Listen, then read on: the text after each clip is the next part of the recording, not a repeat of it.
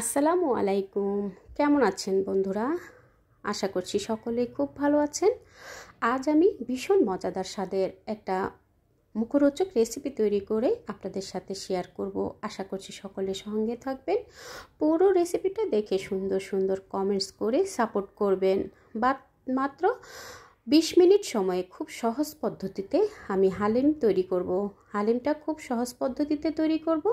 আশা করছি সঙ্গে থাকবেন, সুন্দর সুন্দর কমেন্টস করে সাপোর্ট করবেন।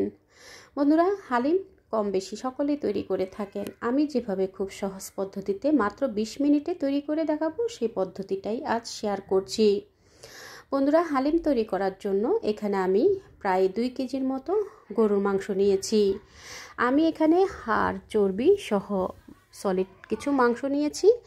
মাংসগুলোকে খুব ভালোভাবে ধুয়ে পরিষ্কার করে পানিটা ঝরিয়ে নিয়েছি। এখন আমি মাংসটাকে ম্যারিনেশন করে নেব। স্বাদ মতো লবণ দিয়ে দিলাম, হলুদের গুঁড়া 1 চা চামচ, আদা রসুনের পেস্ট এখানে দিয়ে দেব 1.5 টেবিল চামচ।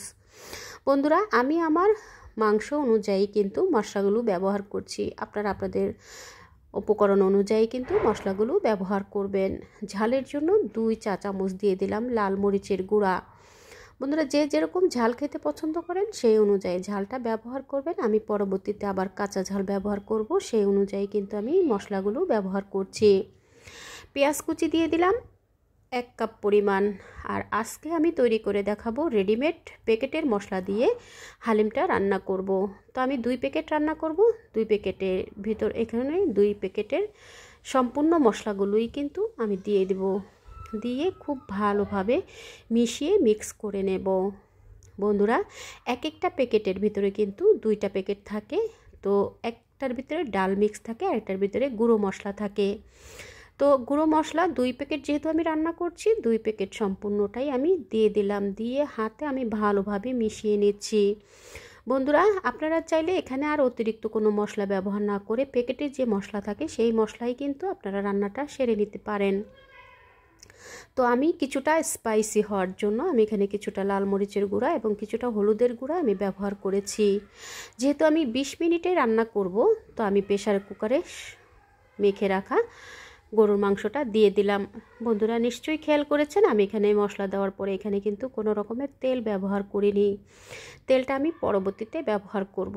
সবগুলো মাংস প্রেসার কুকারে দিয়ে এখন আমি এখানে 1 কাপ পরিমাণ পানি দিয়ে দিলাম। দিয়ে আবার একটু ভালোভাবে মিশিয়ে এরপর আমি ঢাকনা দিয়ে ঢেকে 6 থেকে 7টা শীষ ওঠা পর্যন্ত মাংসগুলোকে রান্না করে নেব। বন্ধুরা, খুব সহজেই কিন্তু 20 মিনিটে আপনার যদি হালিম খেতে ইচ্ছা করে আপনি ঝটপট কিন্তু এভাবে প্রেসার কুকারে দিয়েই কিন্তু হালিম মিক্সটা রান্না করতে পারেন। তো আমি চুলাতে বসিয়ে দিলাম প্রেসার কুকারটা। এখন আমি ডালটাকে মিক্স করে নেব। তো যেহেতু আমি প্যাকেট মশলা তৈরি করছি, প্যাকেটের ভিতরে কিন্তু এরকম বড় বড় 2টা প্যাকেট থাকে। তো সেই প্যাকেটের ভিতরে কিন্তু ডাল মিক্স থাকে। তো আমি 2 লিটার ফুটন্ত গরম পানি নিয়েছি। 2 প্যাকেট ডাল মিক্স কিন্তু এখানে দিয়ে ভালোভাবে নেড়ে দিচ্ছি। অবশ্যই বন্ধুরা, খুব দ্রুতই কিন্তু নেড়ে দিতে হবে, তা না হলে কিন্তু দলা পেকে যাবে। তো ভালোভাবে মিক্স করে নিয়ে এরপর আমি ঢাকনা দিয়ে ঢেকে পাশে রেখে দিয়েছি। আর চুলাতে আমি প্রেসার কুকারে যে মাংসটা বসিয়েছিলাম সেটা 6 থেকে 7টা শীষ ওঠার পরে আমি এখন অতিরিক্ত বাতাসটাকে একটু প্রেসার কুকারের উপরের অংশটুকু একটু উঠিয়ে ধরে রেখে এরপর অতিরিক্ত বাতাসটা বের করে নিয়ে এরপর আমি ঢাকনাটা খুলে নিয়েছি। মাংসটা আমি চেক করে দেখেছি 80% পর্যন্ত মাংসটা কিন্তু রান্না হয়ে গেছে। এখন আমি আগের থেকে যে গরম পানিতে ডালটাকে মিক্স করে রেখেছিলাম, ডাল মিক্সটা, সেটা আমি এখন দিয়ে দিলাম। দিয়ে খুব ভালোভাবে মিক্স করে নেড়েচেড়ে মিক্স করে নেব। এখন আর আমি কিন্তু ঢাকনাটা একেবারে সেট করে লাগাবো না, জাস্ট ঢাকনাটা উপরে দিয়ে আবারও চুলার আঁচ হাইতে রেখে 5 মিনিট জাল করে নেব। এরপর আমি 5 মিনিট জাল করার পরে দেখুন বন্ধুরা, খুব সুন্দরভাবে বলক উঠে গেছে। এই পর্যায়ে আসার পরে আমি চুলাটাকে মিডিয়ামে করে দিয়ে একেবারেই মাংসটা 100% কুক হওয়া পর্যন্ত এবং ডালটা সুন্দরভাবে কুক হয়ে যাওয়া পর্যন্ত রান্না করে নেব। একটু ঘন ঘন নেড়ে চেড়ে রান্না করে নেব।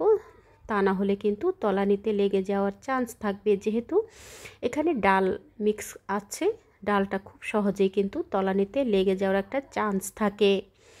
বন্ধুরা, যখন সম্পূর্ণ 100% কুক হয়ে যাবে, রান্নাটা হয়ে যাবে, তখন আমি ফোড়ন দিয়ে দেব। এখানে আমি হাফ কাপ পরিমাণ সয়াবিন তেল দিয়ে দিলাম আর হাফ কাপ পেঁয়াজ কুচি দিয়ে পেঁয়াজটাকে বেরেস্তা করে নেব। বন্ধুরা, খুব সুন্দরভাবে নেড়ে চেড়ে পেঁয়াজটাকে বেরেস্তা করে নিয়ে যখন একেবারে বেরেস্তা কালার হয়ে আসবে, ঠিক সে সময় আমি এখানে 1 টেবিল চামচের মতো আস্ত জিরে দিয়ে দেব। বন্ধুরা, একটু নেড়ে চেড়ে ভেজে নিচ্ছি। পেঁয়াজটাকে একটু নেড়ে চেড়ে ভাজার পরে যখন এরকম বেরেস্তা কালার হয়ে আসবে, এরপর আমি এখানে দিয়ে দিলাম 1 টেবিল চামচ আস্ত জিরা। এটা আপনারা চাইলে স্কিপ করতে পারেন, তবে আমার হালিম মিক্সে হালিমের সাথে একটু আস্ত জিরা দিলে খেতে ভালো লাগে। যখন এরকম বেরেস্তা হয়ে এসেছে, আমি কিছুটা পেঁয়াজ তুলে রেখে সম্পূর্ণ তেলটাই আমি ঢেলে দিয়েছি। ঢেলে দিয়ে আবারও নেড়ে চেড়ে কিছুক্ষণ জাল করে যখন একটু আঠা আঠা হয়ে আসবে, একটু ঘন হয়ে আসবে ডালটা, ঠিক সে সময় আমি রান্নাটা শেষ করে নেব। দেখুন বন্ধুরা, খুব সুন্দরভাবে কিন্তু তৈরি হয়ে গেল আমার হালিম। অল্প সময়ে ঝটপট করে আপনার হালিম খেতে ইচ্ছা করলে মাত্র 20 মিনিটেই আপনি তৈরি করে নিতে পারেন প্রেসার কুকারে হালিম। বন্ধুরা, এখন আমি একটা সার্ভিং ডিশে তুলে দেখিয়ে দিচ্ছি হালিমটা দেখতে কতটা লোভনীয় হয়েছে, খেতেও কিন্তু ভীষণ মজা।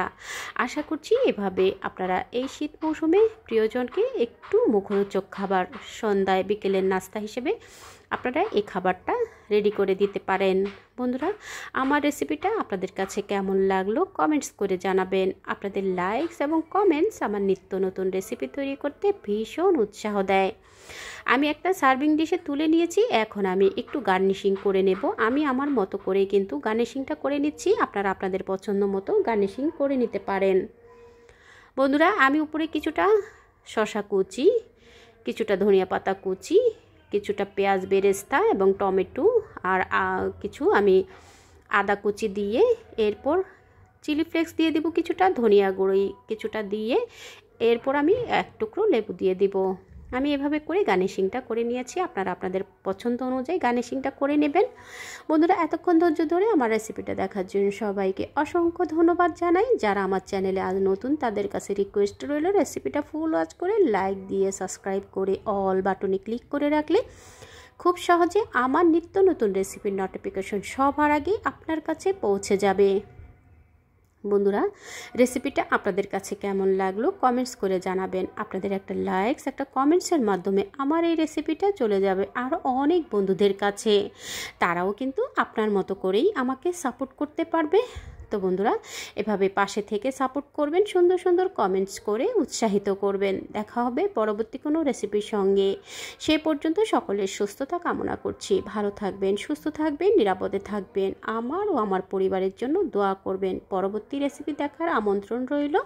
আজ এখানে বিদায়। আল্লাহ হাফিজ।